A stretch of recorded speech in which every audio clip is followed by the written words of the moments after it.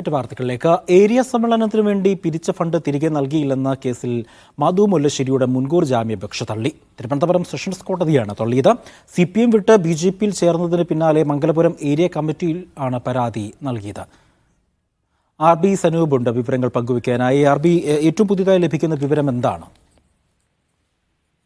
മധു മുല്ലശ്ശേരിക്കെതിരെ Mangalapuram area കമ്മിറ്റിയാണ് പരാതി നൽകിയത്. ഏരിയ സമ്മേളനത്തിന് വേണ്ടി പിരിച്ച തുകയിൽ 4,62,500 രൂപ തിരികെ നൽകിയില്ല എന്നതായിരുന്നു പരാതി. BJPയിലേക്ക് മധു മുല്ലശ്ശേരി പോയതിന് പിന്നാലെയാണ് മംഗലപുരം ഏരിയ കമ്മിറ്റി പോലീസിൽ പരാതി നൽകിയത്. ഇതിൽ അറസ്റ്റ് ഉണ്ടാവാതിരിക്കാൻ വേണ്ടിയാണ് മുൻകൂർ ജാമ്യാപേക്ഷയുമായി തിരുവനന്തപുരം സെഷൻസ് കോടതിയിൽ മധു മുല്ലശ്ശേരി സമീപിച്ചത്. എന്നാൽ ഇപ്പോൾ മുൻകൂർ ജാമ്യാപേക്ഷ തള്ളിയിരിക്കുകയാണ്.